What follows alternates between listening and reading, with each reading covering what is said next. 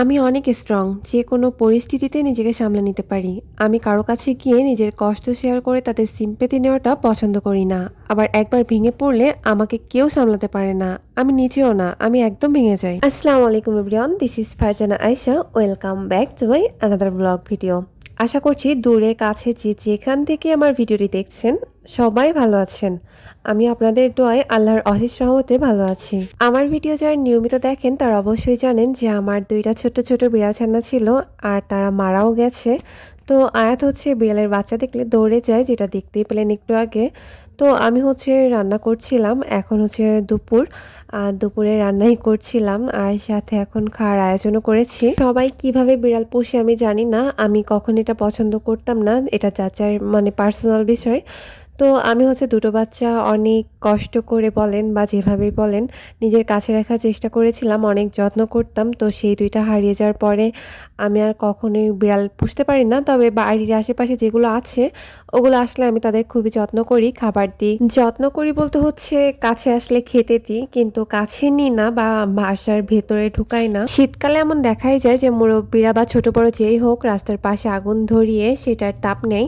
তো আমি হচ্ছে নড়াইল এসেছি আর প্রচুর জার্নি ছিল। আর এই চটপটিটা তো মানে এত সুন্দর ছিল, খেতেও ভীষণ ভালো ছিল। এটা ছিল সেই বয়েজ স্কুলের সামনের চটপটি। তো আমি বাসায় চলে আসছি আর এসে এখন আমি সব কিছু গোছাচ্ছি। এখানে এগুলো হচ্ছে সব কিছুই খালি হয়ে গিয়েছে আর আমি এখন সব কিছু আবার নতুন করে রাখছি। আমার এই হেজাব স্কাল্প ব্লোটিক্সের সাফিশাইলা শ্যাম্পুটা ভীষণ ভালো লাগে। এবার soft bright radiance sakura face ক্লিনজারটাও আমার ভীষণ ভালো লাগে। আমরা তো কম বেশি সবাই ফেসবুক চালাই, তাই না? তো আমি হচ্ছে একদিন ফেসবুক হঠাৎ করে স্ক্রল করতে করতে একটা গল্প পড়ছিলাম। আর এটা আমার কাছে গল্প না, অবশ্যই একজন লিখেছিলেন। আর এটা আমার কাছে অনেক ভালো লাগে। আপনারা পড়েছেন বা দেখেছেন কিনা জানি না, তো ভাবলাম যে যারা নিয়মিত আমার ভিডিও দেখে আমি তাদের সাথে শেয়ার করি, এজন্যই হচ্ছে আপনাদের সাথে শেয়ার করা। তো গল্পটা এমন ছিল যে একটা ভাইয়া লিখেছিলেন ওনার ৫ মাসের অন্তঃসত্ত্বা স্ত্রীকে নিয়ে একটা বিয়ে বাড়িতে গিয়েছিলেন।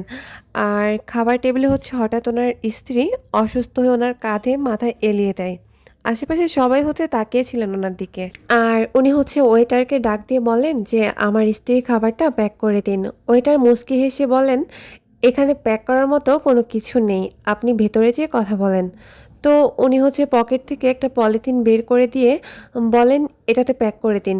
লজ্জার কিছু নেই, টাকা দিয়ে হয়তো এর থেকেও ভালো খাবার উনি পাবেন বা পাবো, কিন্তু ওনার স্ত্রীর একটা আকাঙ্ক্ষা নিয়ে হয়তো একদিন বলবে যে আমি সেদিন বিয়েবাড়ির খাবারটা খেতে পারিনি। তো উনি হচ্ছে লজ্জার থেকে ওনার স্ত্রীর খুশি সবচেয়ে বেশি মনে করেছেন। তো এই আকাঙ্ক্ষাটা যাতে কখনোই না হয় এই জন্যই হচ্ছে উনি এই কাজটা করেছিলেন। আমার কাছে কিন্তু এটা বেশ ভালো লেগেছে, যার জন্য হচ্ছে আমি আপনাদের সাথে এটা শেয়ার করি। তো আপনাদের সাথে কথা বলতে বলতে এদিকে তো আমার রান্নাও প্রায় শেষ হয়ে যাচ্ছে। এটা হচ্ছে রাতে রান্না করছিলাম। আমার কাছে কিন্তু লাউ দিয়ে শোল মাছ, জিল মাছ যেটাই বলেন আমার ভীষণ ভালো লাগে। এটা ছিল শোলটাকি মাছ, এটাও ভীষণ ভালো লাগে খেতে। তো যাই হোক, সবাই ভালো থাকবেন, দোয়া করবেন। আল্লাহ হাফেজ।